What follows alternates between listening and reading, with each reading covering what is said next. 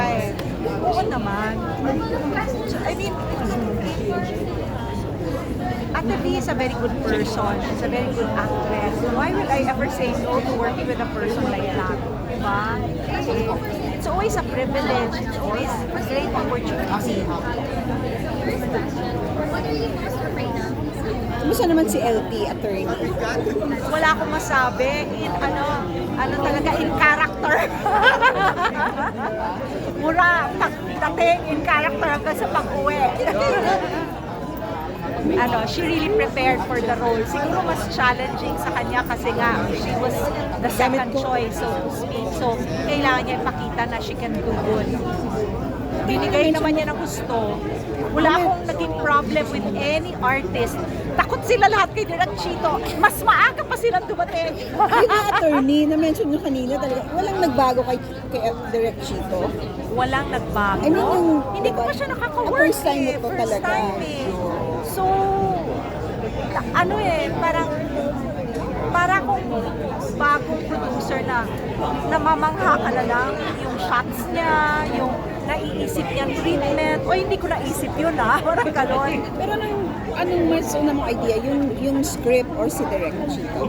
Yun. Yung sa script, nagbigay kami ng, nag-submit si Chris, nagbigay si Direk Chito ng comments niya, nagbigay din ako ng comments ko. Siguro naka-apat kami na revisions. 4. Yun. Hanggang sa, then even during the shoot itself, ang daming nabago, ang daming nadagdag. Totoo yun, may nawalang eksena, pinalitan niya, pero mas effective, mas nakakatakot. Kaya alam niya talaga kung ano yung material niya eh. Attorney si Juday, industrial partner, o nag-invest talaga siya? No, she really invested money. Ayan. Yeah. So tatlo kayo baling producer? Yes. Yes. Si Mayor Enrico, tapos ikaw, Hindi tapos lang si ako at Juday. liberty to say yung mga percentages namin, wag na lang yun. But Yes. yeah, we're 3 producers. Nag-invest talaga siya. Oo.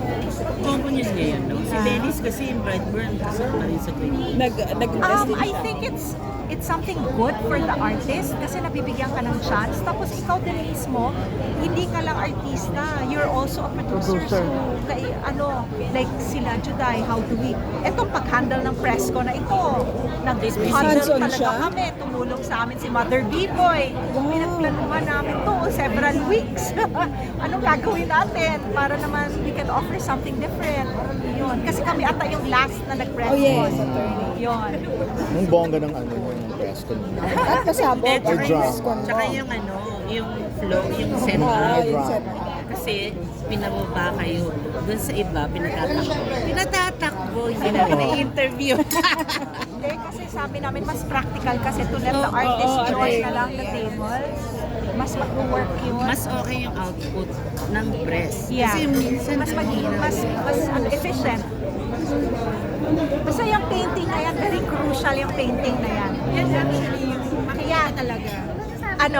Very confidential yun. Hindi na confidential. Siguro meron kami 10 ganyan.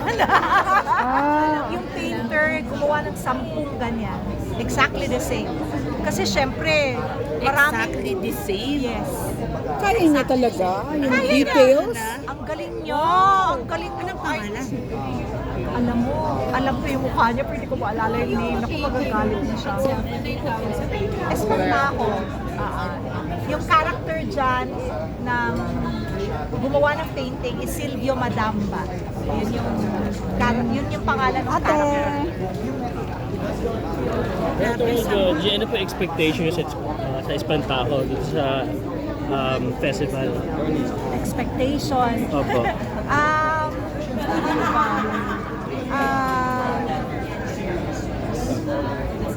Ang hirap Kasi mag-expect. si Judy Ann as co-producer, sabi niya, of course she wanted the film to earn. Of course naman, considering magkano pa break even namin? Nasa 200 million. Break even yun? Break even. Laki kasi sa budget. I have very high expectations for the film. I will not lie about that. I will not be a hypocrite and say I don't have expectations. So very high expectations because we have a very good film. it's a good mix of family. There's a little drama, there's a little comedy, and there's lots of eerie and scary scenes. So, kumbaga, paglabas mo ng sinihan, ano siya eh, si Chris Martinez, a writer, he saw the film last night sa DCP check namin for the first time. So, experience Nakaganon daw talaga. siya. Yung tension daw niya sa katawan, naninigas daw talaga siya. Hindi niya alam what to expect. Although siya na nagsulat ng script ha. Pero ang dami na kasing dinagdag ni Direk Chito. So, talagang the tension is very high. So, nag-enjoy. Tapos ang ganda-ganda! Attorney! Ganon. Sabi nga po ni Miss LT she is particularly impressed sa graphics, sa effects ng film. Siguro Sobra. that's MTRCB saw the film kanina, in their review. The first thing they said to me, ang gagaling ng artista mo, Georgie, ang linis ng visual effects. Direk, Yes. controversial ka. yeah, the past few days. Ay,